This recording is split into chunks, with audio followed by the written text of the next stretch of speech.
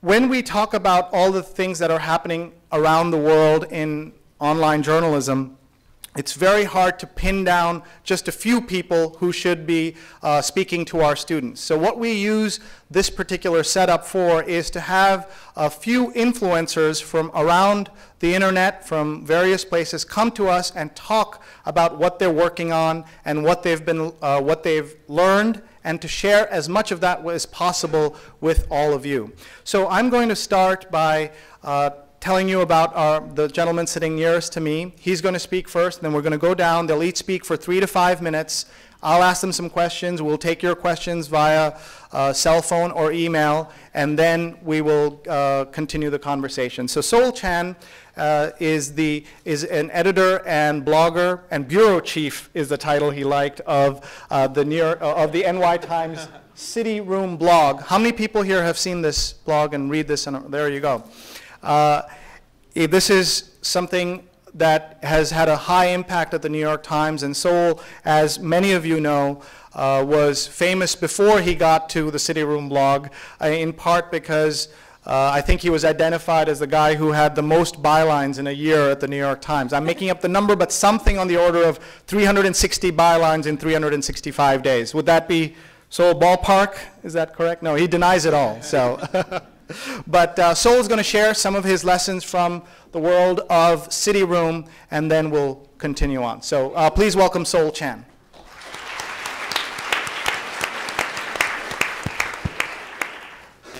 Thank you. It's such an honor to be here. Can you all hear me clearly?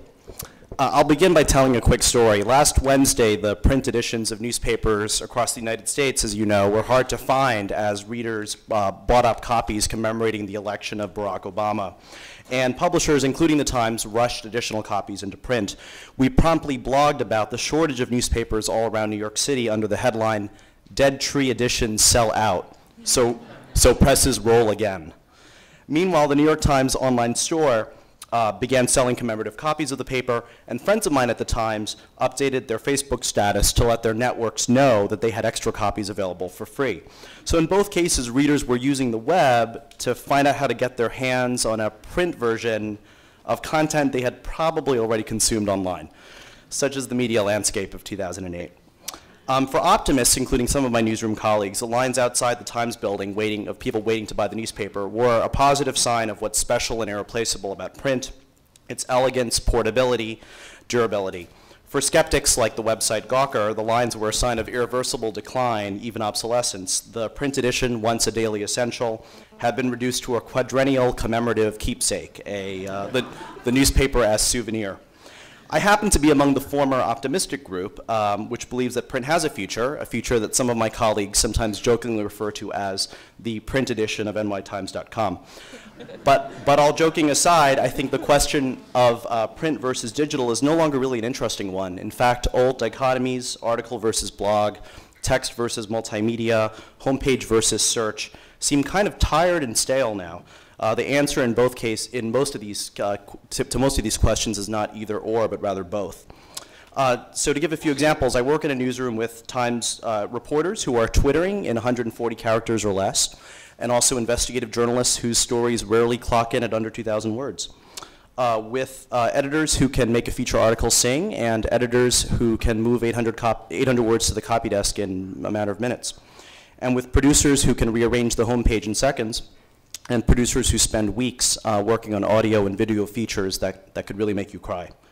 And the range of tasks and functions demanded of news organizations like the Times is arguably greater than ever, and it's a testament to the newsroom's leaders, including John Landman, who's standing in the back, that the word integration isn't even mentioned at the paper anymore. It's a given. So I promised Shri that I would sing for my supper, so I'll just make a few observations within the time frame I have.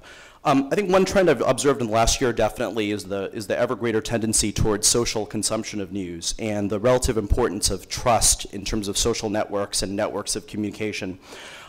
Jeff Jarvis, who, as you know, is sometimes a somewhat hyperbolic evangelist for the digital revolution, in his new book, What Would Google Do?, draws this distinction between the content economy and the link economy. The former made money by controlling, syndicating, and selling content. The latter insists that news organizations present themselves less as destinations and instead as services, pushing out feeds and widgets and mobile applications to their and mobile applications that link to their news to where the readers are, the news finding the reader rather than the other way around. I think this is an interesting concept in several ways, but we're sort of in a time when the concept of trust breaks down along at least several different dimensions. I think the first and most traditional is the trust that's sort of an implicit confidence in professional editors. About half of the readers who visit the New York Times website come in through the homepage. And these readers are influenced definitely by how content is selected and arranged on the homepage, just as they are by the ordering of content in the print edition. But a newer kind of trust is in sort of what I would call curators and aggregators, who are not so much creating new content as they are sifting through the cacophony of information out there to find the best nuggets. And if you look at the print magazine The Week, or the new Tina Brown website, The Daily Beast, these are kind of interesting examples of this sort of curated content. On the blog I work on, we have a daily feature blog talk that sifts through hundreds of blogs about New York City and tries to really pull out nuggets every day that would interest our readers who don't have the time, frankly, to subscribe to 600 RSS feeds like we do. We're also trying a new experiment with our Times Topics page. Times Topics pages, if you go to one from Mayor Bloomberg, for example, formerly you would just see sort of a static biography along with sort of a basic web search pulling in all the articles that mention Mayor Bloomberg.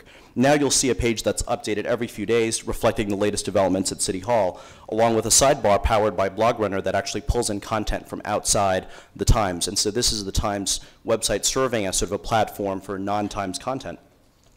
A third kind of trust I wanted to speak about is the sort of trust among peers. Peers, people in your social network whose judgment and discernment you really trust. Many of us, to give an example, I think are more likely now to read something that's posted on a Facebook wall. For example, if you have a friend who's really into the arts and you see that she's posted a dance review, arguably you're more likely to read that than a dance review that's been published on the arts section on the arts front of the New York Times, even though the professional judgment went into the latter and the amateur judgment into the former. And this, of course, goes into the issue of the trusting in the crowd and people that you don't know. It's interesting to me that the sort of most emailed lists and the content sharing tools like Dig, Mix, Reddit, Newsvine, Delicious, and of course social networking sites like MySpace and Facebook are very, very democratic in terms of how they surface content, and yet, of course, surface content that sometimes you might not want to read. I went to Dig today, for example, as I regularly do, and among the top articles were one about a parrot that saved a toddler from choking, and another about the death of Gus, believed to be the world's ugliest dog. I'm interested in hearing later in this panel from David and sort of these experiments with crowdsourcing and the new book by Jeff Howe of Wired Magazine on crowdsourcing discusses experiments like Assignment Zero. We've made, in New York City, WNYC got quite a bit of attention for asking listeners to jot down the price of a 6-pack of Budweiser or a quart of milk and a head of lettuce at their grocery stores. This was an experiment that sort of showed that delis in poor neighborhoods were more likely to engage in price gouging than stores in more affluent neighborhoods. And one of the things that I find most interesting that the Times is doing, the Times and ProPublica have applied for a grant from the Night News Challenge program to create an online repository of primary source documents that would allow the public to search, annotate, bookmark, and analyze specific pages and passages. And having covered the MTA and covered City Hall for the Times, these are beats that generate voluminous amounts of reports, tables, documents. I think this project could have tremendous potential for getting the public involved in investigative journalism that holds powerful institutions accountable. I want to wrap up a little bit by mentioning this, a new book that came out this year called Here Comes Everybody by Clay Shirky. Some of you may have heard of it. He has a really great discussion about what he calls mass amateurization, which has been enabled by the plummeting costs of reproducing and distributing news. Shirky doesn't reject the role of the professional, but he says that the distinction between the professional and the amateur has eroded. What once was a chasm has become a mere slope. I think that statement is actually profoundly liberating rather than depressing. It frees those of us who came up through traditional journalism to embrace the time-tested values of verification, fairness, and neutrality, while bouncing ideas and conclusions off our readers. On the blog that I work on, we've gone well beyond just highlighting comments and even printing comments in the newspaper from readers. We've pursued readers' tips and story ideas, sometimes under the label from the reader assignment desk, which is also sarcastic. And we've changed our analysis at times when readers have made legitimate criticisms, and we've gathered primary eyewitness accounts from readers at breaking news events. Our blog roll has links to hundreds of neighborhood blogs and has been really effective. We constantly get requests by blogs that want to be added and want to take part in the conversation that we in turn are trying to take part in. And these bloggers don't see City Room, I hope, as a vestigial relic of old media trying to look new. They see us as part of an experimental conversation that's using old school news values and practices, but organizing the outcome in a looser and newer way. A final observation about the new media landscape. It's increasingly democratic in many ways, but by no means representative. After a year and a half of blogging, I've noticed a powerful divide between those interests that are best organized on the web, for example, bicyclists, residents of Park Slope, and foodies, and communities that are not well organized, immigrants who make up more than a third of our city, poor and working class people certainly, and people who depend on the public services that are now really being cut back at a time of austerity and fiscal belt-tightening. So I leave you with the thought that it makes it all the more imperative that those of us who work on the professional side of the journalistic practice to understand that the social reality of the web is not identical to is not the only social reality out there. Thanks. Okay. Thank you, Sol Chan. I wanted to make two more introductions. A gentleman who's trying to leave, I just want to point out a very important project that he's doing. That's Alan Murray, formerly of the LA Times. And he's got a new project called the News Literacy Project, and this kind of touches upon some of the things we'll be hearing today. He's going into high schools, trying to teach young people how to understand and verify and trust information and news. And the website is called thenewsliteracyproject.org. And I hope you will be in touch with Alan so that he can, you can work with. You're looking for volunteer journalists, is that correct, to work, to go into high schools around the country? It's Alan Miller, and he's going into high schools around the country to get journalists to connect with the students. So look at this, Sol knows everything, and he was fact-checking me here. And that's what we say about blogs, right? Bloggers will tell mainstream journalists, we'll fact-check your ass, right? And that's what he just did here. So thank you, Alan. Thank you, Sol. And thank you, Alan. Good luck with your project, Alan. So it's thenewsliteracyproject.org. One more introduction of someone who has to leave. Is Ernest Sotomayor still here? Ernie, who many of you know, is dean now of our career services office here, and he used to be he used to be president of Unity. And one of the things that we're doing is looking at new opportunities for our students in terms of jobs and career opportunities. So I'd love for you to talk with him or talk to me, and we can connect you with him as well. So let's go on to our next speaker, and our next speaker is David Cohn. And David has a great new project that's getting a lot of attention. It's called Spot.us. And David is a graduate of the program who won one of the night night news challenges this past year. How many people have applied in any of the cycles or won a night news challenge? Raise your hand, please. This will give you a sense of that this is something that's an important project. Newschallenge.org is the website, newschallenge.org. They're giving away $5 million a year, every year for at least another 2 years. And the deadline just passed for this cycle, and you're not competing with the New York Times and ProPublica since they already entered, I gather. So it's for next cycle. The deadline will be next November, I believe, so make sure you enter that contest. So let's go to David, who will tell us about Spot.us and what it's like to get $300,000 from a nonprofit to follow his dreams. So that's a pretty good deal. Hi, David. Please welcome David Cohn. Hi. Well, I'll do a little backtracking before I get to Spot Us, just because I like to sort of put my career in context, because it's probably very different from what it would have been had I been born 30 years ago, where I may have been sort of had a steady path. I graduated from college at UC Berkeley and did the freelance thing, and my first real steady gig was with Wired, which ended up being part of my saving grace because it forced me to learn a lot about technology. From there, I interned actually at Columbia Journalism Review, which is how I ended up sneaking into the school.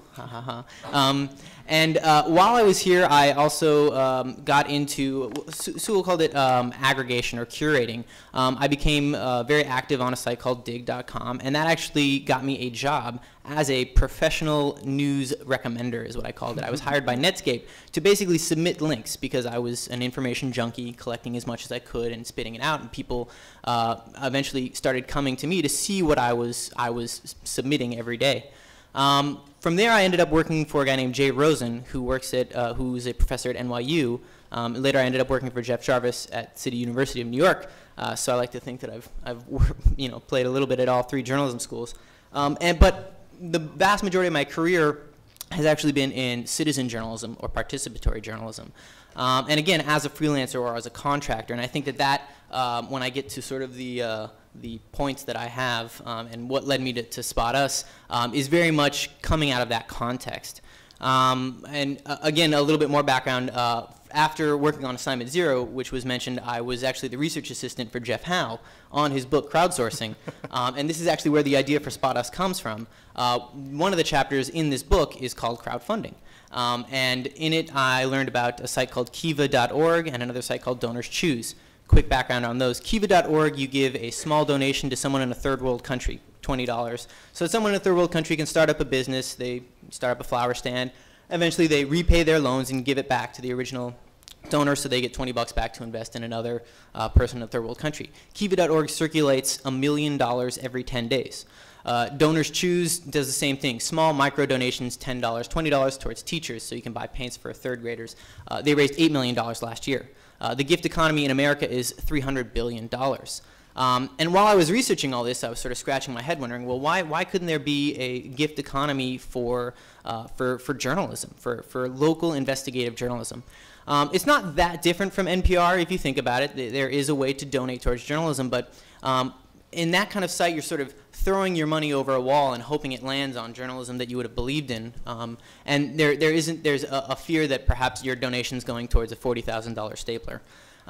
So what I did with Spot Us was actually very much taking some of the playbook, straight out of the playbook of Kiva.org and Donors Choose, and there are certain principles that they, use in every one of these microfunding sites. One of them is that you know exactly where your money is going. It's very transparent. You are donating towards this person or this story. The second thing is that you get a personal connection with that person in the third world country, that classroom, or that investigation. And the third one, and this is the real test, is that it's viewed as a social good, right?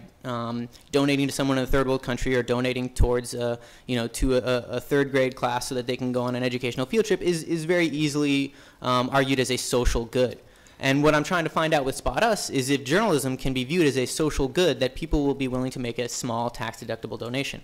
And I wish I'd put it on the front page, not this pitch, the Oakland Police Department Blues, but if you go to Fund a Story, actually, and scroll down on the left, type, scroll up and type and pull down and just click pitches and search, you'll see that there's actually one story that already is, scroll down a little bit, $400 raised, $400 to go. The site actually just launched yesterday. So just so that everyone understands, so the pitch here was how safe are San Francisco Bay beaches and water a year after an oil spill, and the reporter, Aaron Crow, asked for $800. $800 for reporting time and for reporting time, expenses, essentially, yeah. and expenses to do a follow-up on a year since this oil spill. Right. And so I'm looking at this. I want to give toward this. I just click on I'll donate, and right, go to PayPal. You'll end up having to sign up because you're probably not registered, but right.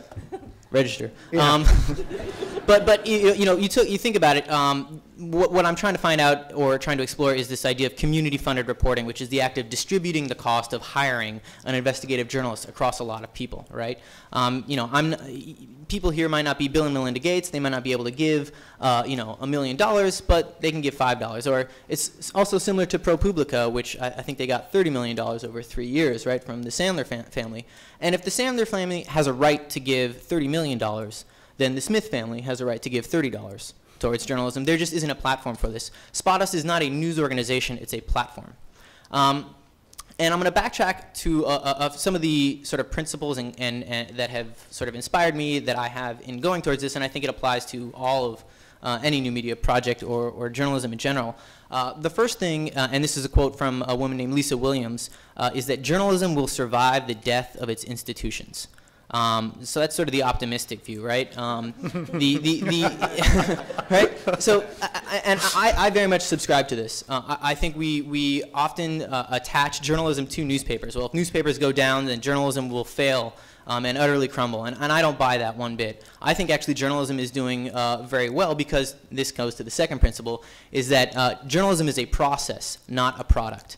The newspaper is a product. It is a packaged product that shows up on your door, and you pick it up and you consume it.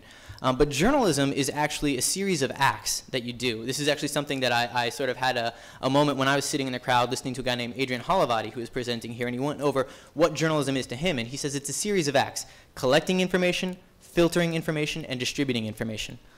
You could also argue that it's providing some sort of value, some sort of editorial overview over what that information is. But essentially, journalism is a series of acts with an aim to inform the public.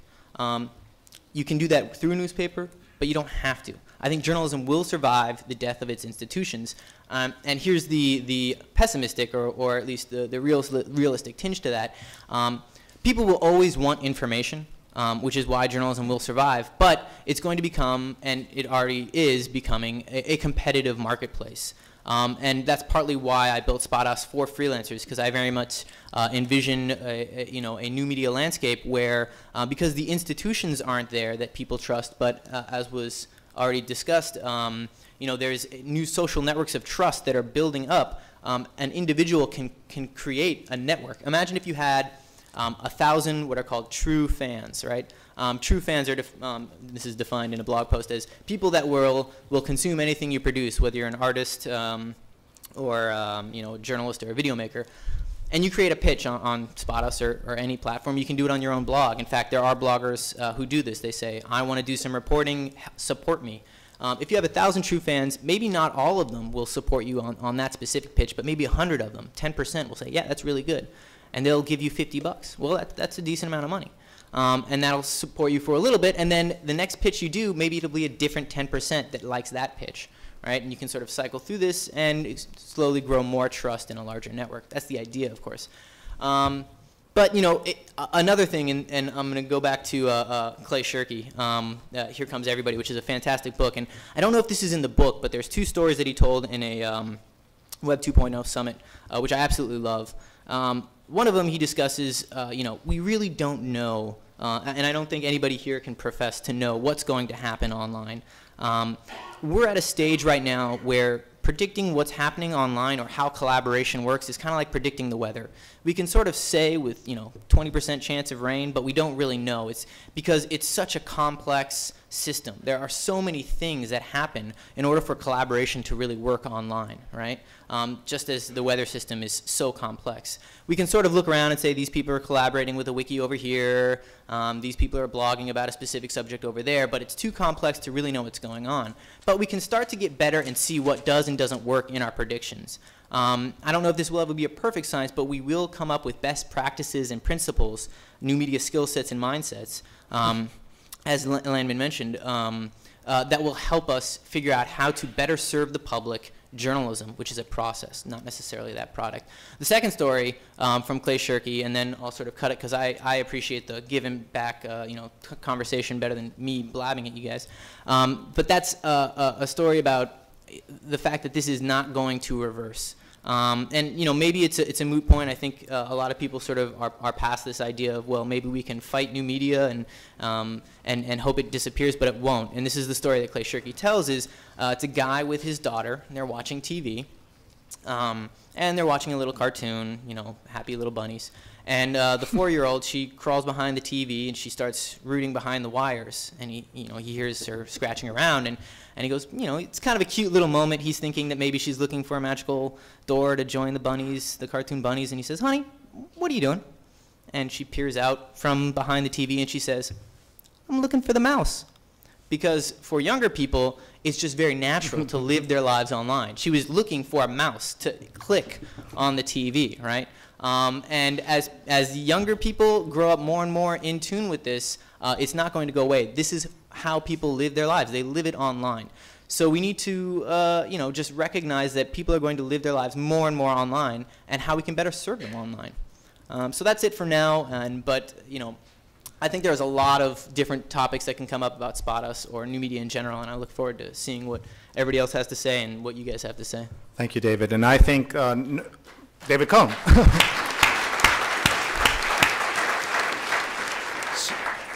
As some of the even younger kids than that grow up, they're going to just go straight for the screen because they're not even used to a mouse. They're just used to moving things with their fingers on the screen itself. Our next speaker is Adriano Forano, who's here from Paris. He's executive editor of CafeBabel.com, which is the first multilingual European current affairs online magazine, and he's doing a lot of interesting stuff out in Europe, and he's here to share his thoughts on how he launched and how his own project is going, but also what it's like from a slightly different vantage point than here in America. Please welcome Adriano.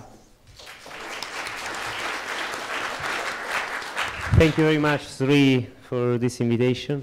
I would like to start with a small survey. How many Europeans are in the room? Wow, look at that. That's a lot. Okay. Yeah, so maybe one quarter. So I do think actually that you know better than I do what the Erasmus program is, don't you? Well, tell us. So Erasmus program, because everything started with this program. It's a wonderful thing. It's the reason why I found my wife. First of all, this is a student who's here, I believe, right? Here as well. She's here tonight. I mean, this is my personal point of view, but it's a program of the European Union who let 2 million people from all around Europe to spend one semester or 1 year abroad in another country than their own. So this does not mean just to learn another language, to spend 1 year abroad, to know another university, but also to open your mind, to discover other cultures, to to really experience a transnational dimension of your life. And in Europe, from an American point of view, we've been doing a lot of troubles in our history because of cultures, because of differences we had. We've been doing a lot of troubles, I think. And today what are experiencing is something simply revolutionary, I would say. The fact to have a common ground for, legislation, for programs like this one, for common understanding, for the euro, the currency. About that, I have a funny story. Last year, I was in Oakland for my first NBA match.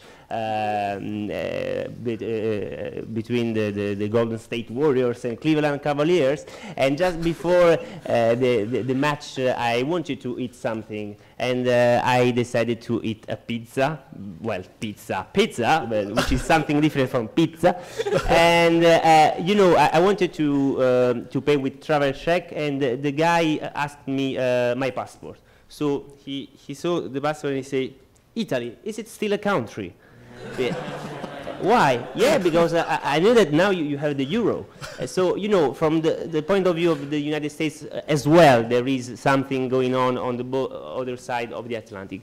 To come back to our core issue of today, the new media landscape. I do think that, as Chan was saying, that the internet is becoming more and more the mirror of our society. You can find basically there everything is happening, and there is a reason for this. I mean, we are political animals, we are social animals. We are looking for something in the web that we do also, I mean, in let's say, the real life. And I think that the main phenomenon that is shaping the new media landscape today is the community, the community concept. And for me, a community is a group of people basically sharing common values and interests. And what is happening with cafebabel.com is that we found, thanks to the Erasmus program and all the things that are gravitating. I'm sorry, they're responding to Sarah Palin from porn films to Pakistani compliments. So it's a past story. Yeah. I'm just moving past that, yes. Yeah, a bit past.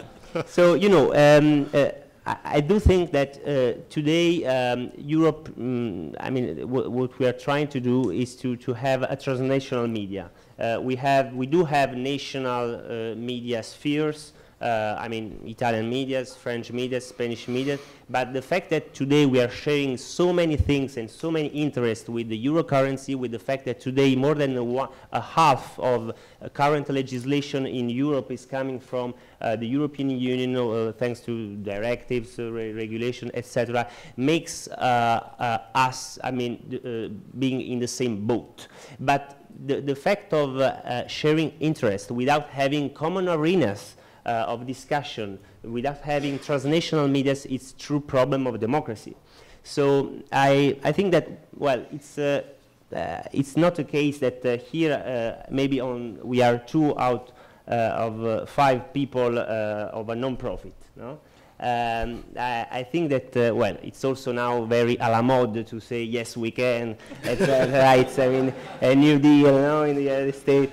And yeah, but I think there is a bit of that in our story. The fact of publishing a media entirely translated in 6 languages, based on a vibrant community of 6,000 people contributing for free with articles and translations, and read by around 300,000 unique visitors per month, and done from a non-profit. Well, it's a nice story, and I think that it's also because today in the web there are a lot of things that are possible thanks to donators like the Knight Foundation, and I mean, this is something that is, I think, helping a lot to provide new tools in order to change all these trends. And as for us to have to pursue this objective to create a European public opinion, thanks to the community concept and to the fact of gathering a lot of people around this common scope. I would be there available for conversation if you want. Excellent. Thank you very much. That's Adriano Furlano. I want to point out that even the Italiano version, classmates.com, is very big. So that's the main ads that they have there. And they're still in English, so that's interesting. All right. Our next speaker is Erica Smith. And Erica is joining us from St. Louis, where she's a designer at the St. Louis Post-Dispatch. And we wanted to get her sense as someone who is working in a non-East Coast publication or media outlet, and get her sense of what it's like to work in the Midwest, what's going on there, her view from that side. She's also well known, among other things, for the Paper Cuts blog. And the Paper Cuts blog, what it does is it tallies how many jobs have been lost in newspapers in this particular year. And if you look at that number, 13,000 newspaper jobs in 2008. Let me just zoom in a little bit so you can kind of see what this is here. And these are individual places around the country. So when I click on Denver, it'll say the Daily Camera lost 9 positions and the date. So it's a unique kind of reporting device and chronicling of layoffs, buyout rumors, et cetera. And you can compare it to 2007. And this is just one thing on, I mean, this is not her job or anything like that. She's going to kind of tell us why she did this. But the way that some people have blamed kind of the rising blood pressure of journalists in newspapers to Romanesco and reading on a daily basis all the problems they see there, some people have said, you know, Paper Cuts is adding to, pardon me? It's my fault. That it's your fault. tell us first about this, and then we'll hear about other things, but I know you get a lot of questions about this. And also, some people have said, you know, television doesn't do this. There is no tracking that's done properly of television layoffs. So over to, please welcome Erica Smith.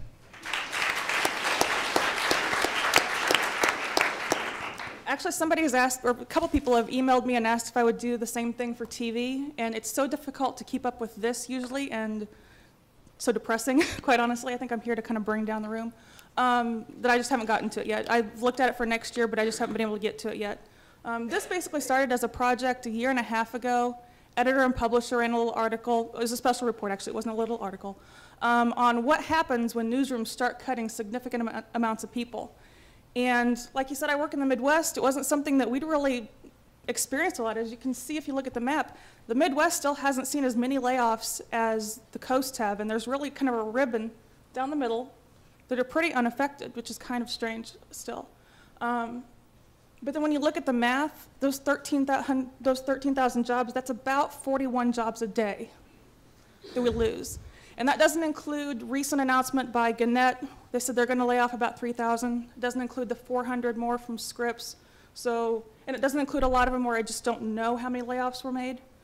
So we're probably looking at a number quite more significant as that. But the editor and published our article it made me really talk to my friends who were in journalism and some who weren't, saying, is this really a big deal? What's going on here? So I started keeping a list. And the 2007 map is actually not complete. It's only for a few months. And I started pulling numbers off of Romanesco and Editor and Publisher just to kind of see how many layoffs there are really in newspapers. I wasn't counting anybody else. And then this year it kind of evolved into its own little beast. And I updated, like I said, as often as I can without jumping off my 7th floor balcony, which I've been tempted a few times. And it's actually, I updated it this afternoon about 2 hours ago with a rumor about the San Antonio paper, whether they're going to be doing layoffs of their staff here really soon. So it's become quite a project. Well, tell us also what else you're seeing from your point of view, and also tell us about your very famous Twitter page where people can, David was very excited about that. Yeah, I like things with data. Yeah. So on my actual blog, which is the same address, just without paper cuts at the end, I keep a list. If you're following along at home, it's graphic designer without the last E in designer. Web 2.0 bad spelling is part of the deal. .net is her web address. So graphicdesigner.net without the E in designer. Go ahead. I started keeping a list back when my paper, the St. Louis Post-Dispatch, joined Twitter to see how many other newspapers were actually out there using it. And at the time, I think it was maybe 23 papers. There weren't a whole lot, at least not that I found. And I just did kind of a cursory search through the Twitter search that they had at the time, which wasn't that great. You all remember it. And just searched for newspapers, paper, anything I could think of that would be kind of a generic term. And this last month, there were 800 of them, I think, 800 newspapers. So I keep track of how many newspapers there are, how many journalists are using it, what kind of percentage growth they see from one month to the next, that kind of thing, and just kind of how they use Twitter. A lot of them is just a Twitter, it's just an RSS dump, sorry. And there's not a lot of interaction in that. The papers that have the most success with it, of course, the New York Times has phenomenal followers, but they don't interact a lot. But if you look at some of the smaller papers, Waco Tribune just started not too long ago, and actually I responded to them because they were writing to me. But they just started actually having conversations with people, and they've gained a lot of followers with it. Carnal Tribune at the Chicago Tribune does the same thing. The Austin American Statesman does the same thing. And it's really amazing how much information you can get by interacting with people. It's kind of one of the things that I've started doing is just keeping track of. Like I said, I like things with data that I can map or chart or plot or anything like that. And her Twitter feed is twitter.com/Erica Smith. How many people in the room use Twitter in some fashion? Wow, okay, so that's a lot of people. How many of you are Twitter skeptics? Okay. Sol raised his hand, and so did Jacob, so I'm sure we'll have an interesting conversation. We at the journalism school have been using Twitter for the past, this year, and Franz, are you here? Franz Strasser, where are you? Franz Strasser is our Twitter guy. In fact, journalists around the country have been talking to him about how we've set up our Twitter feed at the J School. So you should definitely talk to him if you get a chance. Just stand up so people see who you are. But he's J_School is the Columbia Journalism School Twitter feed, and he wrote a big piece on Poynter about it as well. Erica, so you do this all in your spare time, Yeah, right? this is not a paid gig. Unlike So the this rest is your of love us. of the industry? You're doing this kind of for your love for journalism and what you care about? Can you talk about that a little bit? Well, that's basically it. I mean, I just kind of wanted to see how things are going and where things are headed. The layoff thing really affected my paper a couple times in the past couple months, and really I should have been laid off. The only reason I wasn't was because I've educated myself to pick up some web skills, and one other designer was laid off instead. Not a great thing to go through. But I really just was interested to see what we can look at, what we can pick up from data, what we can pick up from using Twitter or YouTube or Mogulus or anything like that, and what we can start using in newspapers and kind of curb those layoffs, hopefully. I'd like to update that a few less times, and just kind of see what we can learn on our own from our own situations. Excellent. Folks, Erica Smith. And now on to Jacob Weisberg. Jacob is a good friend of the school. We've done a lot of work together. Jacob runs Slate. He's the chairman and editor-in-chief of the Slate Group. I noticed that first when you were on Charlie Rose and the Chiron said Slate Group and chairman. And what so, the hell is that? what is Charlie Rose? Right? And what is Slate Group for sure?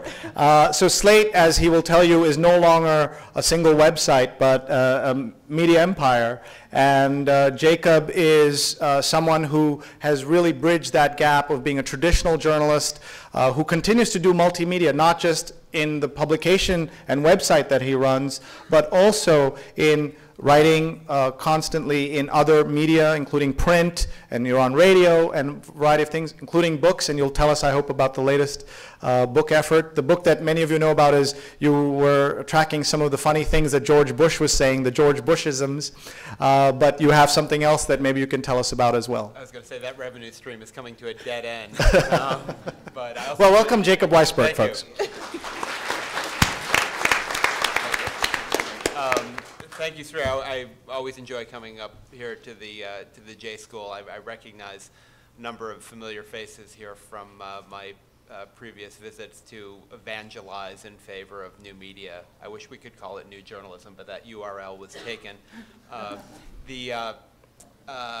And I should say, Sri, your classes are sometimes more receptive to the evangelizing than Victor Navasky's, although I love coming to his as well. Is that not working? Sorry. I thought maybe just to throw out, I don't want to talk at length because I think it'd be more fun if we open it up, but just to throw out a possibly provocative idea. I think new media and traditional media are diverging fairly radically. After a long period of relatively peaceful coexistence, I think it's now at the point where the skills involved in new media are different enough that whereas just a few years ago even, when we were looking to hire people as an editor on well, just Slate then, but one of our sites, we would assume that we would take someone who is a traditional journalist from newspapers or magazines and that they could pick up the web skills pretty quickly just by being in that environment. And at some point, I'm not sure exactly when, but I would say in the last year or two, that sort of stopped being true. And the truth is, I sort of feel now that people who haven't made the transition aren't going to make it. It's too different, and it's not age dependent. Interestingly enough, there's some people who are much older who've taken to the web, very, very, very readily, and there's some younger people who, for whatever reason, don't seem to gravitate to the web very much. But in terms of the a lot of the aspects of creating journalism on the web that are hard to see if you're not coming from the vantage point of the web.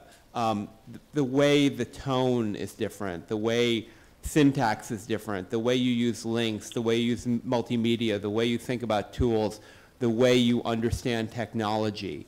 If you're not immersed in that yet, and you're a trained journalist, I think it's too big a leap now. And also, to some extent, the period of peaceful coexistence, I think, was the result of the people on the new media side having the much smaller army and being the weaker partner. And we preach that, well, you'll do your thing and we'll do ours, and we're not really taking away from what you're doing. Just let us do our thing. In fact, I think the reality is more and more that we are competing with traditional media for the same ad dollars, for the same readers, for the best journalists. And it's not zero-sum competition in the way that competition among certain traditional kinds of publications are, in the sense that if you read one newspaper, you probably aren't going to read another one. You can certainly read multiple websites, but people's time and attention spans are finite, and someone who spends a great deal of time reading Slate and our other sites simply doesn't have as much time for other publications in any medium. And more, it's again the readers who have made the transition just as the journalists have, and they are more comfortable, or at least fully comfortable, absorbing information online.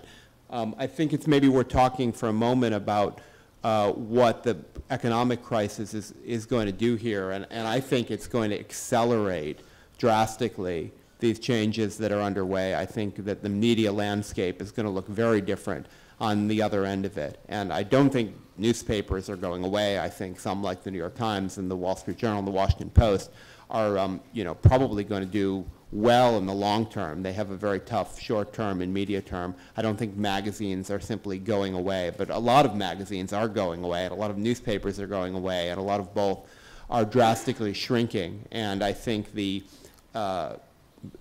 shift in revenue from overall share of the ad revenue pie that's going from traditional media to untraditional media is going to accelerate as a result of this transition. There's some very big questions out there.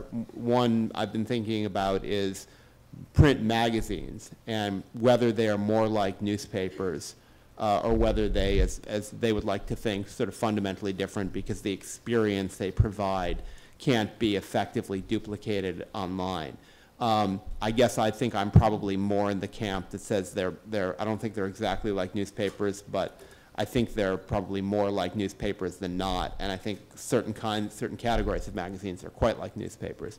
And then, book publishing, which is in the broadest sense part of the media landscape, is facing a similar set of issues, and they're wondering whether the way they usually frame it, are they like the record industry or not, and they're coming up with various rationalizations and arguments about why they're not. But again, it's an open question.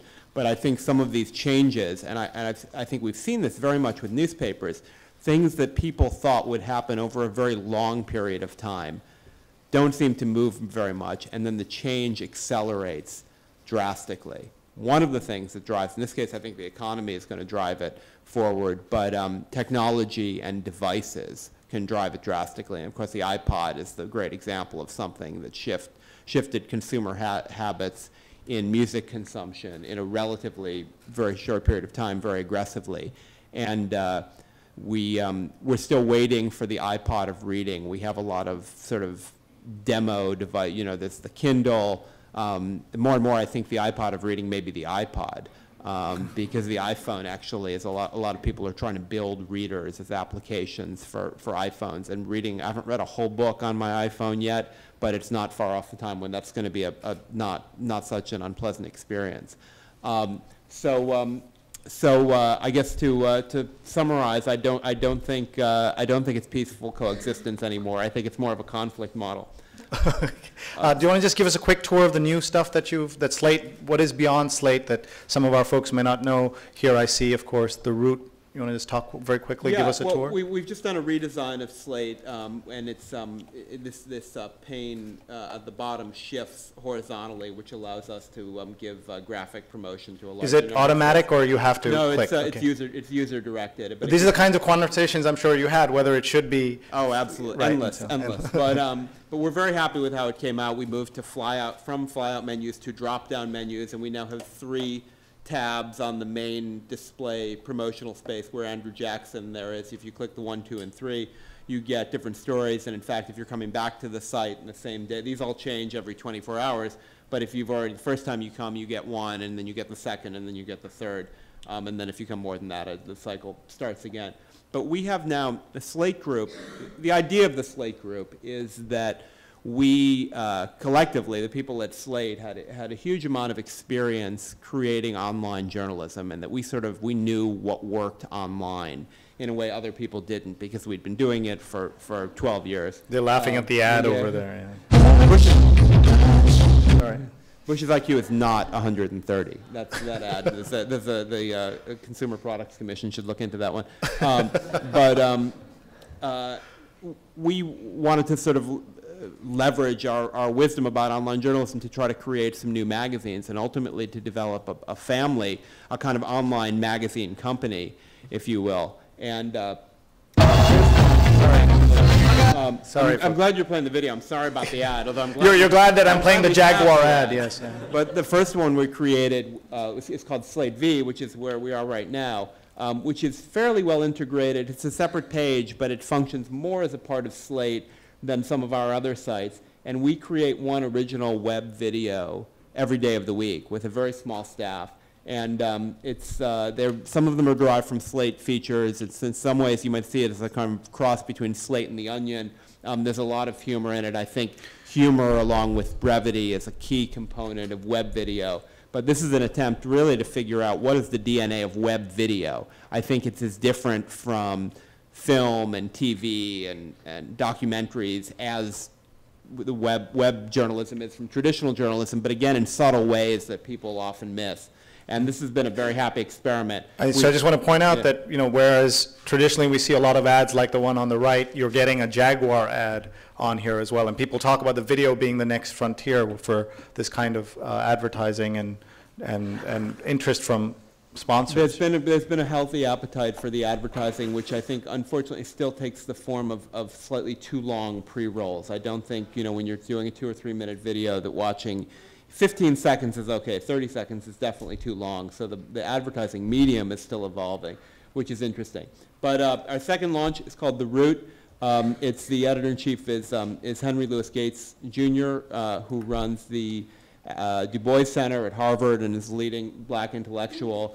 And this is really an attempt to create a magazine with its center of gravity in African American issues. It's not just for black readers, it's not just black writers, it's not just black issues, but that's what most of it's about. So understandably, they've been totally consumed with Obama and have had a really interesting set of perspectives on Obama. And the traffic's been fantastic as a result. We had Alice Walker wrote a letter to Obama when he was elected. Skip Gates, the editor, wrote a fantastic piece on Election Day, which was the sort of history of, that's the piece there, which was a kind of historical perspective about what this meant to blacks in America. And he said the two comparable moments were in 1863 when blacks all over the North were waiting for the news over the cable that Lincoln had signed the Emancipation Proclamation, and the second Joe Louis-Max Schmeling fight. He said those were the only two things in our history that were comparable in terms of how African Americans as a whole felt. And then our most recent launch is called The Big Money. It's a business site. We launched it on September 23rd, which was the day Lehman Brothers collapsed.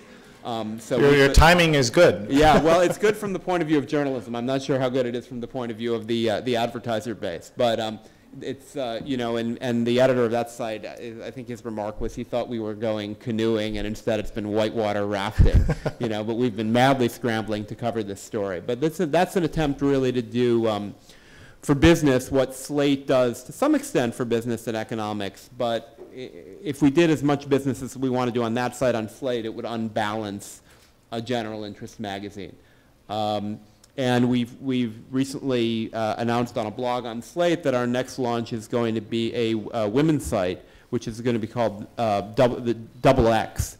It's based on a feature we launched in Slate at the beginning of the year called the Double X Factor, which is a group blog. And for years on Slate, we've been trying to figure out how you create a successful online conversation. How can you recreate the quality of a really good email dialogue while doing it in public. And for years we're frustrated with this, and we finally figured it out. You just have to kick out all the men. And I'm not really joking. I mean, this is I think, the first totally successful ongoing conversation we've had. And there is something about not having any men in it. Well, first of all, it makes the men extremely interested. So if you start by excluding somebody, that's good. That's good too. Our school here is about 70% women, you know, yeah. so. Well, you probably 70% of you would be very welcome to contribute to this site. But anyway, that's and really, you know, when you think about what these sites have in common, they're all pitched at very broad audiences. We're not looking for little niches. You know, we're not looking for, you know, a new tool for people with some hobby, even if that might be a great business. We're looking for things that we really think of as magazines that have broad appeal and are generally pitched at the smart end of the market. I think the women's side is an excellent example of that, as is the business side, because when you look at the underserved market, it's intelligent people. I mean, there's no women's magazine that is pitched. There are a lot of them pitched upmarket in a demographic sense, in that they want to sell luxury ads to people who have the income to buy luxury products. But in terms of a really sustained, intelligent discussion of issues, for some reason, the model for that doesn't seem to work very well in print. We think it'll work better online. Okay. Do you want to tell us about the book? My book? Well, thank you for the free promotional opportunity. I wrote a serious book called The Bush Tragedy, which was my penance for doing 6 volumes of Bushisms. And it's just out in paperback. Oliver Stone says that his movie was based partly on it, although he didn't pay me for the rights to it. So I think maybe you should stop saying that. But it's a sort of Shakespearean interpretation. And there's an Obama-isms that slate itself as we did. We were hoping that the next, you know, everyone's trying to figure out how you can make fun of Obama. He's really hard to make fun of because he doesn't have any obvious form of clumsiness. I don't think it's a thing about racial sensitivity. I think that Obama's a cool character, and cool is a hard thing to make fun of. So of course what you make fun of is people's infatuation with Obama.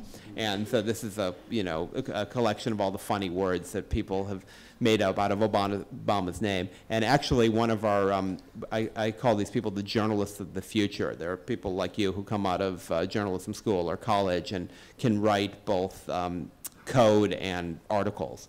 And one of these young journalists of the future who put this together, Chris Wilson, actually wrote a script to scan the Oxford English Dictionary for Barack and Obama-like word foundations. And he used that to, you know, with substitution to generate the funny words. Give us a couple, which we then yeah. gave funny definitions to. Well, boy, I may blank here. I haven't brought it with me.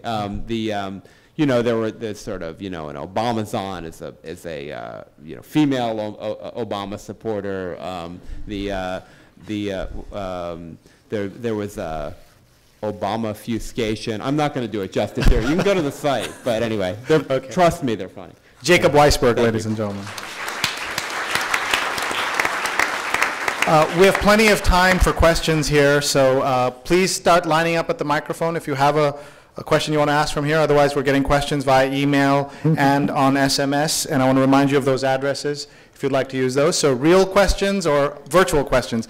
Adriano, let me start with you and the panel. Anyone wants to jump in. What impact is this media landscape going to have on our relationship with new media poor places, such as areas of Africa where the internet is not is still an unknown commodity, and not just Africa, parts of Asia, parts of the United States where people aren't using the internet enough or have other priorities or access problems. So can you, Adriano, just talk about that?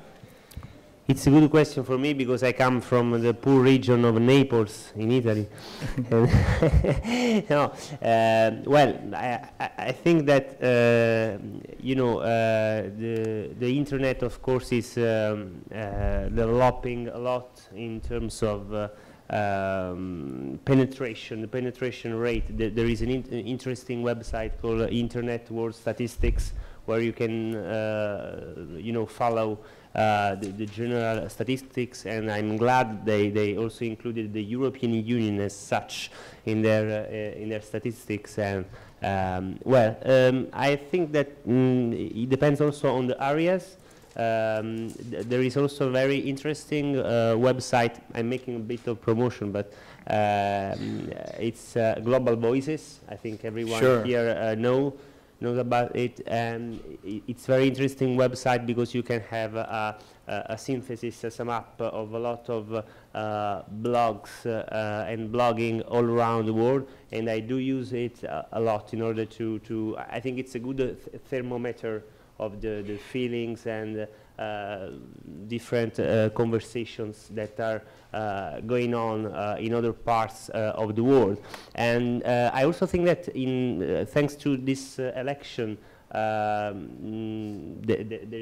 going to be much more interest also in the United States and in the developed world about the conversations and the debates that are going on online in all the developing countries. Yeah. So what I'm going to try and do is keep a running track of some of the websites we hear about today. And this Global Voices Online is a terrific website that I recommend to everyone. This is if you want to know what the blogging world is talking about, literally the world, not New York City or elsewhere. David, just show your sign of approval.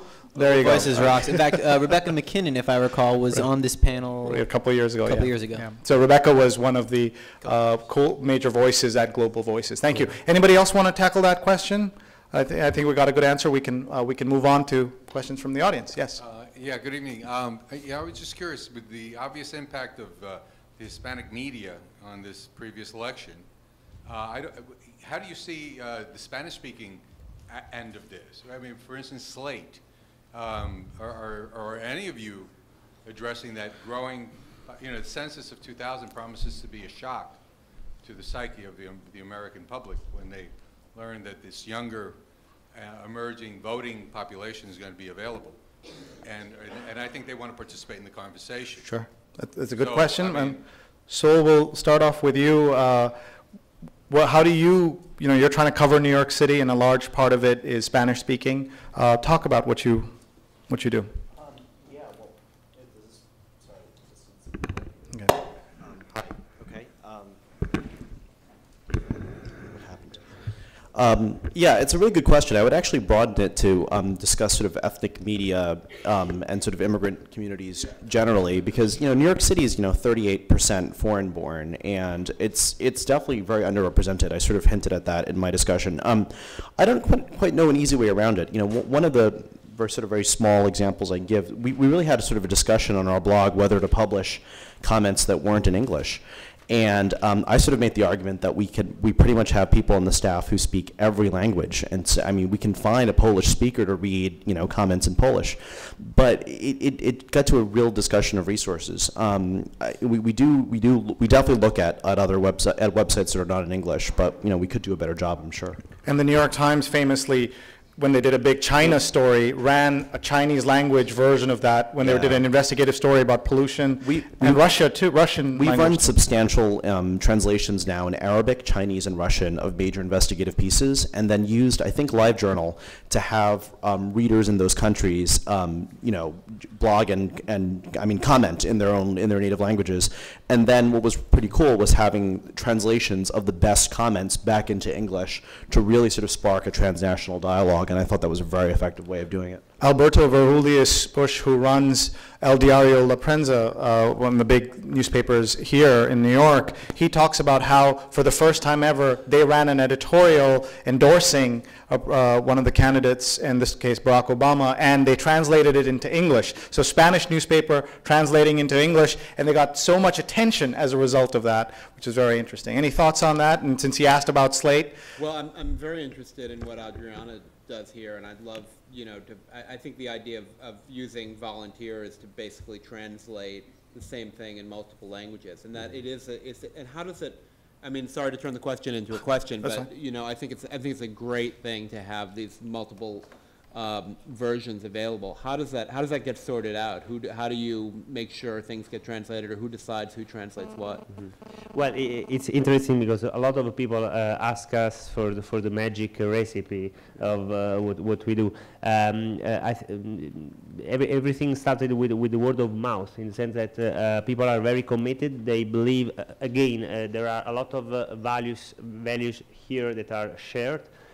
So they believe that it is a good interest, a good public interest to translate things in their own language, and they think that like that ideas can travel and they can, you know, go beyond the borders. So I think that maybe there is something comparable in the US with what you can maybe do among communities. Because of course English is the main language, so everybody can understand it. But it's a bit like that also with our audience. Everyone in our audience, I mean, I would say 80% can understand English. But it's different when you want to get the true idea of something, to have a translation, or to have the, you know, basically the original version. And what we provide in Café Babel, it's a very simple technology called Babel Mix. If you subscribe, you can, of course, have the 6 basic languages, and then you can have your own language, which is the Babel Mix, where you can basically have in your homepage all the articles in the original language you can understand. So it's a personalized multilingual version. Where can people find that if they go? It's just when you subscribe, you know, in the top, sign up. Okay. So when you sign up, you know, you can settle all your linguistic preferences. Okay. And then when you log in, you have this combined. Okay. One thing that especially interests me, and Serena and I have even talked a little about this, is the idea of a website that can bridge the spatial divide between a country and an immigrant community, or a part of the world and an immigrant community. And, you know, we just elected Barack Obama president. I mean, this is, you know, an increasingly globalized, cosmopolitan, multicultural country. And it's not just that people are where they came from or here, it's that they go back and forth, and the communication, you know, goes back and forth. And the idea of a web publication can be a sort of ideal vehicle for that kind of communication. And so, you know, I sort of haven't seen it yet, but I think there will be lots that'll emerge. Okay, we're going to a virtual question here. It says, to the Spot US guy, that's David, that's you. How do you intend to make money once the night dollars run out? What's your business model, David? Sure, excellent question. Well, the first thing is that it is a nonprofit, and I'm always asked, why did I do it as a nonprofit? My standard response is because I'm young and naive. But the business model for it, running as a nonprofit, is that it's actually, again, straight out of the playbook of Kiva.org. If you donate to Kiva.org, you give $25, and 100% of that money goes to where you want it to go. But before you check out, they say, hey, we're a small nonprofit, and we have lights that we want to keep on. Are you willing to give an extra 10% or $250 to the organization? And sure enough, I've met with the president of Kiva.org, and something like 87% of the people go ahead and say, yeah, that's fine, I'll do the extra $250. Now, that means that I have to get the same sort of numbers that Kiva.org has, which is very difficult because I am doing this local. I'm just in San Francisco Bay Area right now, but you know, you can picture it like Craigslist. It's in San Francisco right now. I'm hoping to launch in another city early 2009, and then you know, if I get enough cities supporting local journalism everywhere, that would mean enough small 10% donations to keep things floating as a nonprofit. And only right now, so some of our students couldn't participate in this if they're here in New York, right? No, sorry. But what's keeping someone, just you know, ideas are out there. Yep. What's keeping someone from starting this here in New York? Nothing, and I want people to, believe it or not. In fact, the code for this is open source. If you want to do it yourself, I'll even hook you up with. I see this very much as a cultural movement, as much as my own personal, you know, business decision right now. But you know, it requires a shift from two groups. Journalists have to become comfortable with the idea of taking a pitch and making it public, which is somewhat, you know, that's scary to some journalists. They don't necessarily get it right away. Oh, what? I'm being commissioned by the public. But you know, if you think about art, art is commissioned by the public. You know, there isn't a standard business model for it. That's actually from Doolin too, an old professor of mine here. But Dude, I don't think you've ever been called an old professor before. Doolin too is our newest. Do stand up. Do runs our new media program. He was an adjunct for many years and is now full-time coordinator of our new media program. But you have never been called old before. No. And, and David, what does that make us, right? I think I had Do one of the first years that he was teaching here. But the other sort of shift that needs to happen is from the public. Again, I described this earlier. They need to see journalism as a public good. That, oh yeah, you know, donating to journalism would be worth my money, my hard-earned money. And so I want people to try this in other cities. In fact, over the summer I launched using just a wiki. So I bought a URL and I used a wiki. Cost about $20, and I've raised about $3,000 from a little over 100 people, giving an average of $33 each. That funded 3 different journalistic projects. And we can see those on here? If you go to wiki.spot.us, okay. You'll see the biggest one of those is we got 74 different people who gave an average of $33. That funded a journalist to fact check the political ads for the San Francisco election.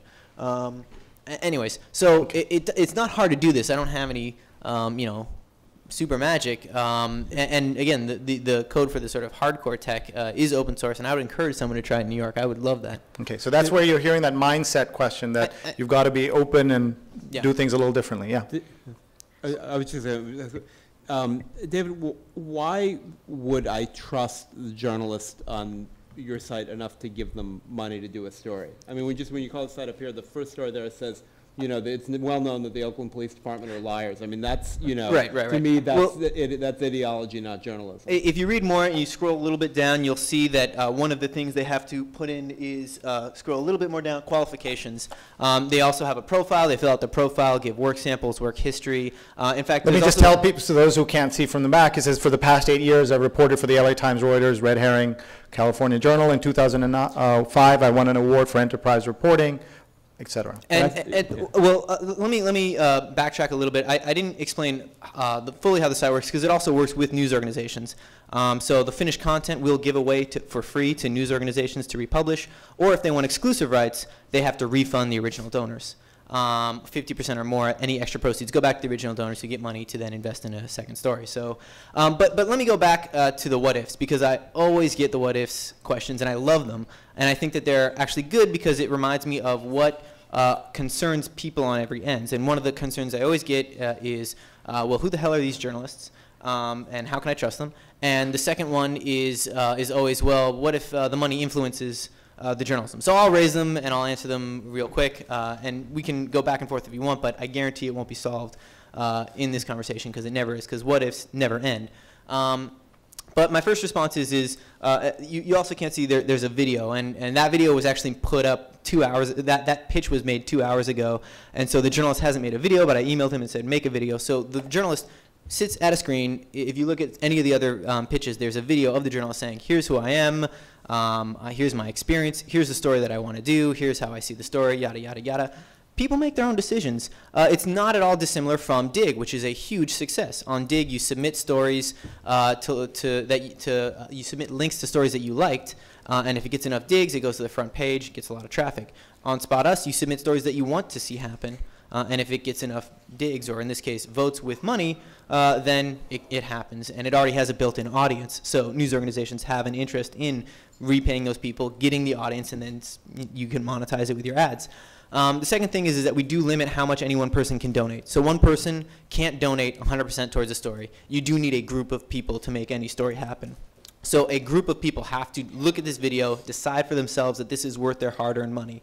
And I trust people to make decisions about their money. And you know, we can go on and on, but in the end, there's no such thing. So let's not. Let's just stop there. And we have a lot of questions, but I think that helps. Let's move on. Please, go ahead. Jacob, can you talk a bit about the revenue side of Slate? That to what extent is it similar or different from traditional print media, which is based on selling ads? And is Slate at a point where it is net profitable as an entity in and of itself, or is it still being supported by the general revenues of the Washington Post Group? Thanks. Good questions. The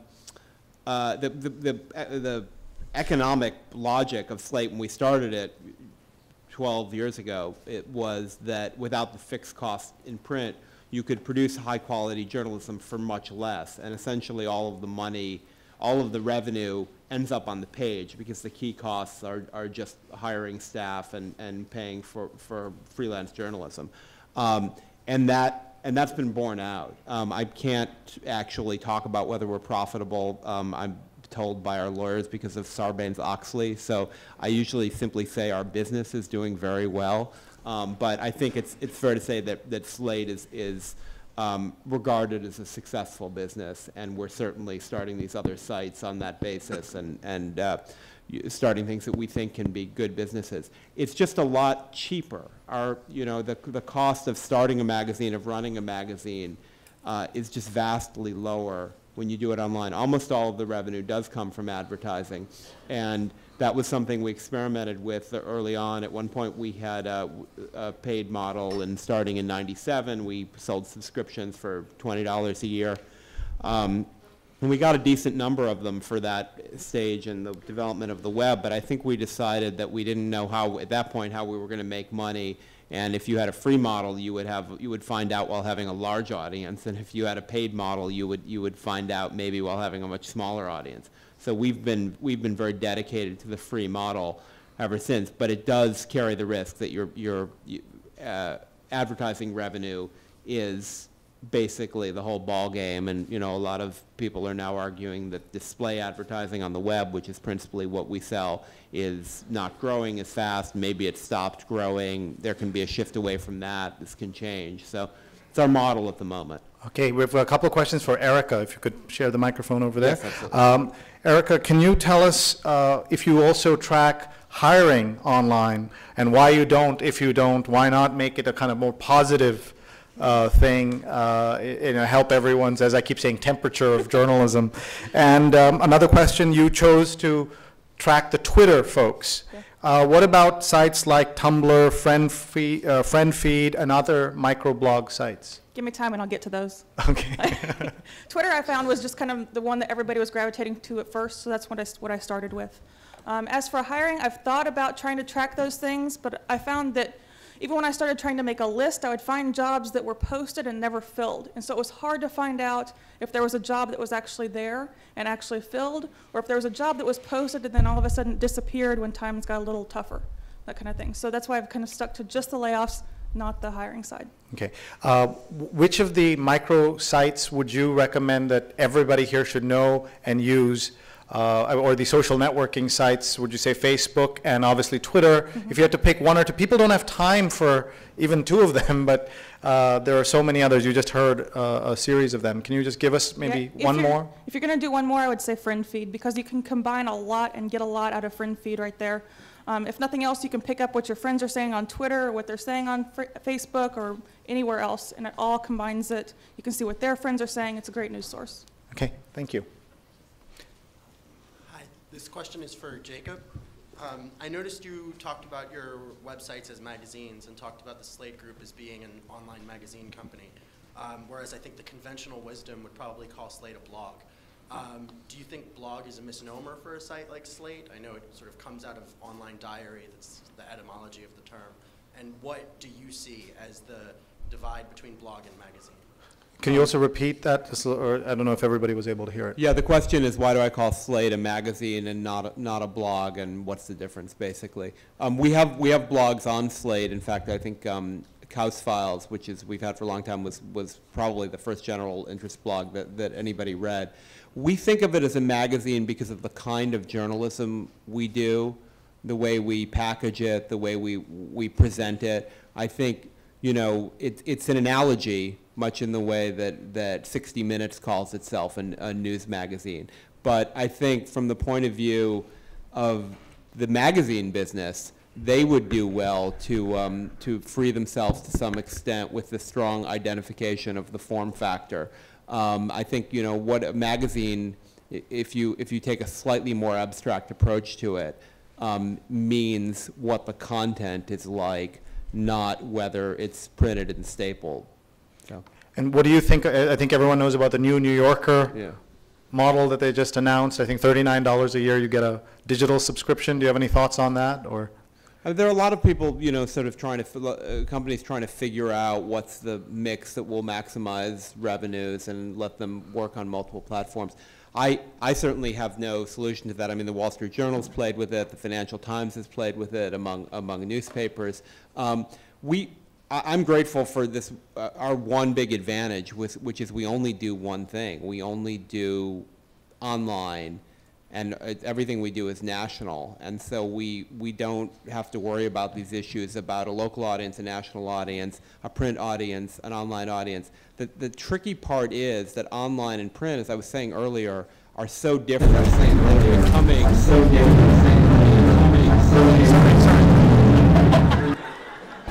You're in danger of creating an infinite regression there. It's a cloning. Try to remember what I said. Yeah, I just think the things are so different that if you do, it's very hard to do both well. And if you know, it's putting out a great magazine or a great newspaper and a great website, I feel would be beyond my capacity. So, you know, just the online magazine is enough. good. So just to show people what this is what Deborah is doing. Deborah, again, if you wave from there, Deborah is shooting this live on mogulist.com, and we have right now 58, 60, 59, 60 people discussing and watching live from anywhere on the planet. They can see this, again, at no cost. And she's doing this, she just showed up here with a knapsack and nothing else to make this happen. No SAT truck and all of that stuff. So when we talk about form factors and everything else, it's just a very interesting model. Here's a question that's come in. Sol, how is the role of street reporters and their jobs, how is it going to be different in the online newsroom than for print? And will there be foreign correspondents? You've been a foreign correspondent too. Only briefly. I think it's a really good question about street reporting. I think one of the things that's worked really well for our blog is that New York is sort of full of really quirky and random things, and there's sort of an iterative process to how news happens here. And by that I mean when we covered major, sort of disasters in New York, like when a steam pipe exploded near Grand Central Terminal and killed someone when several cranes collapsed, really, really serious, big news kinds of things. They tend to just attract so much attention. And in all those, when the subways were shut down about a year ago because of floods, we just got amazing, amazing traffic to the site. And people really, at one point, the MTA's website itself went down, and we were literally getting sort of updates like you would from an old, telegraph operator, and just putting the actual status of various subway lines on our website since you couldn't get them from the MTA. But it's really actually helped street reporting. I mean, we did sort of an item last week. That's kind of weird. I'll move on from this. Yeah. We did an item last week about where we just sent a reporter to sort of this chocolate fair to sort of ferret out what was new and interesting, and she ended up writing about chocolate covered bacon. And it just prompted just an enormous discussion that sort of then, informed where that story went. The question of foreign correspondence is actually a really good one, and I would sort of almost, pose it back to the panel or this audience. I think that's sort of one of the areas, and I'd be interested in what you guys think about that, Adriano in particular. I think that's sort of one of the areas that newspapers are grappling with the most, because there are very, very few that continue to maintain sort of sizable foreign presences, and a big part of that is the expense that's not sort of supported readily by the advertising model. And I think that's sort of one of the big unanswered questions out there. Okay, thank you. Question? Yeah, hi. I'm just based on my own web usage patterns over the years. At this point, is this work? I use Twitter, but I actually don't really find it that useful for anything. And I find how many people in that boat? You use Twitter, you're not sure what you can do with it. So, and here you can see his hand is up too. I think it's like there are other things where you feel like you're getting a glut of information, but not necessarily substantive information, and you feel like there's a next new website or social networking site that comes along. And maybe this is best geared toward the new website guys in the middle, but I'm just wondering, how do you weather like the next new thing and stand out and last as a website?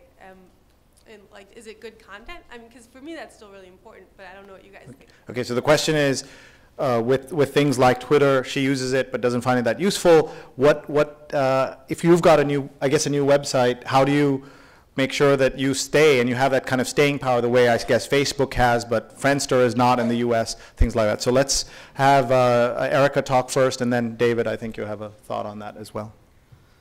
I think a lot of it's what you put into it, especially with, there for a while, Twitter seemed like it was headed straight downhill. It was sinking fast. And then suddenly you saw a lot of people have discovered it, a lot of new people are using it, that kind of thing. So it really depends on what you're willing to put into it. As far as keeping up with the new things, I think it's testing things out and seeing what you like, and then finding which ones you want to stick with. As for a new business, I don't know. I think Adriana also has a comment, and then Dave, go ahead. Yes, very shortly. Well, I have a funny story about that. I think that, you know, Facebook, for example, take Facebook. In this moment in Europe, we are having a massification of the use of Facebook. At the beginning, it was Harvard, you know, thing, so very high level, etc. And now, I remember when I first subscribed 1.5 years or 2 years ago. It was in Brussels, very, very, in the cosmopolitan, world, so microcosmos. So again, very high level. Then in a lot of European capitals, and now I come from a small city near Naples. I have my dad in. I have my former girlfriend in. I have a lot of people, you know, asking me for friendship. So I think that this is. No, but in a sense, people you never could think about them in Facebook, because they do not even know what is a computer actually. But so I think this is a good thermometer again of the popularity of a tool like that. Okay. And there's one of our alums, Josh Quittner, his wife Michelle Slatella wrote a great piece in the New York Times, said, OMG, oh my God, my mother's on Facebook. And one day my mother friended me on Facebook, and I posted that article on her wall, and I said no more comments after that. So let's go here to a question. My question's for Dave. And as a journalist, I also have a business background. I'm really worried and think a lot about the issue of profitability and economic sustainability. And I was curious why, with the stories that get produced from Spot Us, you choose to give them away as opposed to more have like an investment model where, you know, journalists could then write the stories and then sell it to whoever magazine, and then the actual investors in the story could maybe get some profit out of that, but so the journalists as well could get more money. Well, so let me see if I understand, because there is a way in Spot Us that if a news organization comes in, the original donors get refunded, but you're saying in addition to being refunded, the journalist should also make money, right? Yeah, I mean, like a spec story, they say, this is the story I wrote. Here, right. You know, here's the price, and then. Well. So the first off is the journalist did make, you know, some money. They made $1,000, whatever their original pitch was. And to be honest with you, that's actually a really good idea. I mean, what I'm kind of doing is fundamentally shifting the economics of it away from advertising and putting the burden initially on the public. And I'm not really sure what's going to happen, and there's a lot of different potential revenue streams there. I could even, in theory right now, what I'm doing is I'm going to give it away for free to news organizations, but I could say, hey, you're going to put this next to advertising, you're going to make money, you should, and almost do a little local AP, right? They could basically pay yearly fees to Spot Us to get access to those stories. I thought about doing that as well. And I haven't put anything off the table, but I want to first get proofs of concept. Again, this is an experiment. Get proofs of concept that yes, indeed, you know, the public will support, you know, specific investigations, and see what happens, and do what I need to do to remain, you know, profitable, not profitable, but sustainable, without endangering the quality of the journalism. So that's actually a really good idea. Because my concern is that, you know, if I'm a journalist, you know, and I'm not 21, you know, and I want to actually pay a mortgage, have a car, you know, not eat top ramen. Right. That, you know, that I want to be able to make some, like, you know, decent money. And the people that you're going to attract, you know, like only so many people can afford, you know, to live off of the sort of crowdsourced budget, but more of like sort of like a seed funding model. Well, I'll go to one. I'll put back to you is that Talking Points memo does crowdfunding, $150,000. that's more than top ramen. Recently, Anna Marie Cox, the original Wonquette, raised, I think it was close to $10,000. So when Radar closed, she went on TV and when said, Radar closed, the institution that was paying her closed. She went to her bloggers, went on Twitter. Twitter is a great tool for fundraising, and she raised close to $10,000. Was it enough to cover the goals of covering the McCain campaign that she had said? The guy who would know that, his name is Joshua Benton at the Neiman Harvard Law, and I'm not sure, but it's still up to $10,000 is not bad. So I would say it is possible, but I'd also say that I don't claim Spot Us is enough to. It's not a career. It's not enough to sustain an entire news organization. I'm not trying to build it out to be. There's no such thing as a silver bullet. Someone finds me a silver bullet, I'll find fairy dust. We'll do a trade. But I do think that it's drops in a bucket. At this point, there's no reason not to try to find every sort of drop we can and, squeeze the sponge to get everything we can. So while it might not be enough to, send your kids to college, you do that in addition to traditional freelancing, and you could even put a pitch up on Spot Us and send that to a news organization and have them fund half of it and crowdfund the other half. So there's all I'm trying to do is create a more dynamic marketplace because I was a freelancer and I know the pains of freelancing. Freelancing is tough. And it's a full-time job just to stay in a job, and I'm just trying to create different tools that will allow freelancers to juggle different things. Okay. Good work. Okay. Thank you. Okay. Colin. Hi, my name's Colin. Thanks, guys, for coming out. Actually, my question stems from his last question, which is, I'm a new media student. Several of my classmates are here, and we're always told and always excited that we'll be the ones that have jobs after we graduate. But that said, we often have, I think, the biggest hurdle to clear, which is submitting our work. New media is the future, but you talk to Slate, you talk to the City Room, New York Times, and it's just a massive hurdle to get freelance work that is multimedia or new media-related material or articles to you guys.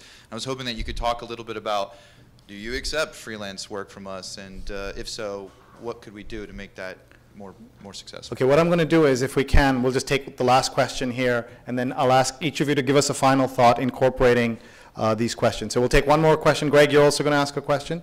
And then go ahead, please. No, just ask the question. They'll just incorporate it into their answers.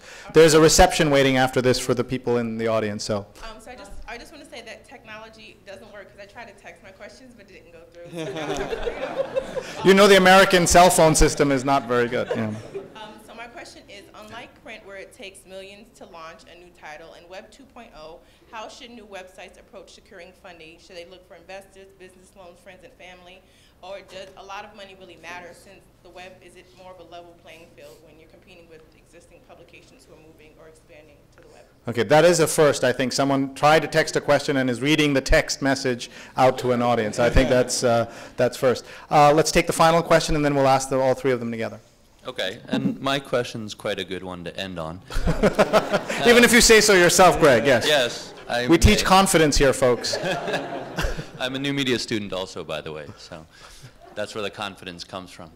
But in any case, so we've been talking mostly tonight about the current state of the new media landscape, right? So I was hoping to get your guys' thoughts on the future media landscape, because it seems like a lot of what's been talked about is bringing things into the traditional website, multimedia content, crowd participation, and funding from new sources.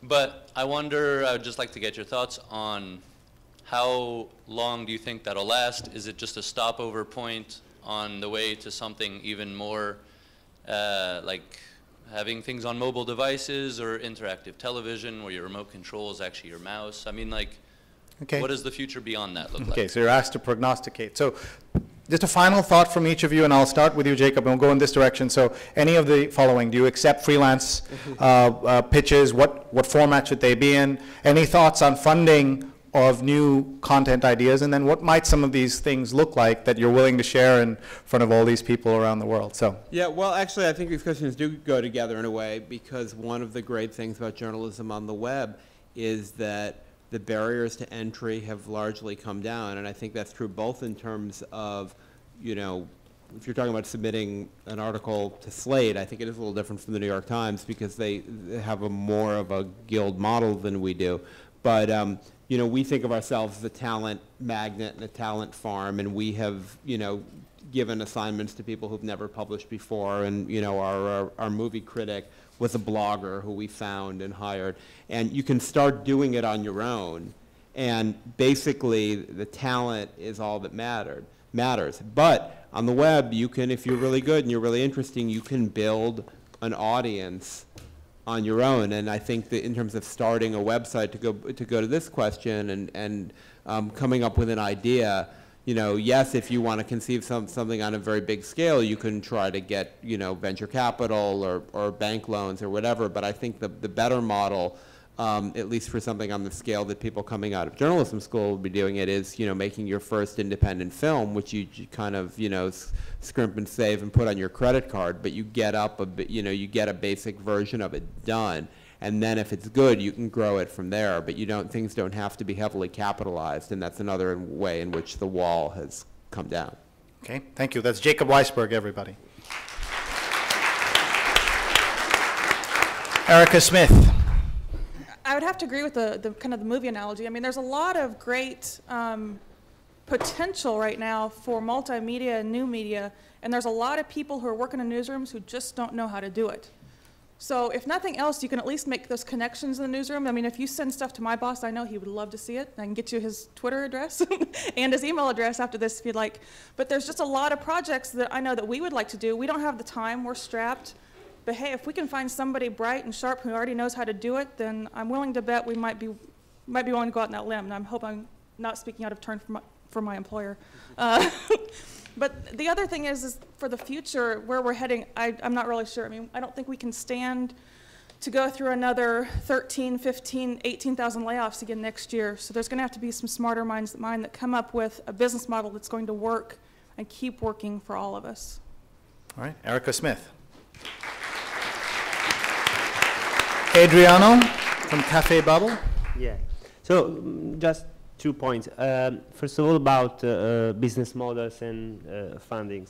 Again, the fact that here we are two of non-profits on 5 people, I think that is, you know, it shows that in this moment to make the fact of starting new projects, to initiate new, you know, new initiatives is maybe something that is a bit lacking in the business world. Of course, there is the crisis, so I think that the fact of risking new projects is maybe more difficult today. But I think that we also need for the future, if we want better media, if we want to, you know, to penetrate the society, to make the internet journalism a mirror, a correct mirror of our society, we also need more courage. More audacity, in a sense, to start new things, that maybe to try to change the world. Second point is just about what we are doing next with cafebabel.com. It's interesting that in Slate you are diversifying your offer with different websites. We are going to do a little bit this as well with a special website on the European elections that are going to be held in June 2009 in order to renew the parliament in Europe. And it's going to be a dedicated website to this in order to have a transnational debate and multilingual debate for the elections that are going to be for us in Europe the main point, the masterpiece of the chance of building this European public opinion. We hope to do that with this dedicated website. Thank you very much for the invitation. Adriano Ferrano, everybody. Thank you. David Cohn from Spot.us. Okay, you call it Spot Us, is that what you said? Spot Us, but at the URL spot.us. I'll try and answer all 3. Obviously, yes, I accept freelancers. And you can put the freelance pitch on Spot Us, send it to Slate. Slate will only have to pay half of it, so they're happy. You get paid all of it, so you're happy. I'm happy because I get to work for you trying to fundraise the other half. That answer. The answer about the price of entering and being an entrepreneur or a journalist or starting something new, this is something I can't stress enough. Start small and start cheap. community trumps technology any day of the week. You can spend $50,000, $100,000 on a nice fancy piece of technology, but if you don't have the community there behind it, or the readers, whatever you want to call the audience, whatever, then you just wasted $50,000 or $100,000. Community trumps technology. Start small, start cheap. Spot Us started as a wiki. My biggest fundraising tool was Twitter. And the final thing, again, I would never, try and say I know what's going to happen in journalism and new media, but I do think that we're in a phase of experimentation, and that is being embraced, finally. I do think that there was a period of time where experimentation was sort of frowned upon, and it was a sort of battle. And the battle is done, and we need to embrace experimentation. Think of it as research and development. We're in a research and development phase. And journalism will survive the death of its institutions, but only on the many shoulders of its failures. I think there's a lot of experiments right now. There needs to be more, and if Spot Us is one of those experiments that succeeds or fails, as long as it sort of pushes forward the practice and principles of journalism, that's what we need. Okay, David Cohn. And our final thoughts from Sol Chan, who I should say had the best phrase, or the most memorable phrase today, which was chocolate-covered bacon. Some of you remember him talking about that. Where can we find that story? Just Google it, right? Yeah, exactly. as you can find me. Well, it's never easy to be the one, separating a crowd from its food. Really quickly, to try to answer all three questions briefly, yeah, the Times does accept freelance pitches, especially actually the feature sections. The digital, the sort of multimedia, like slideshows and sort of web features tend to be more staff-driven, but there is a pretty extensive internship program actually for digitally minded folks.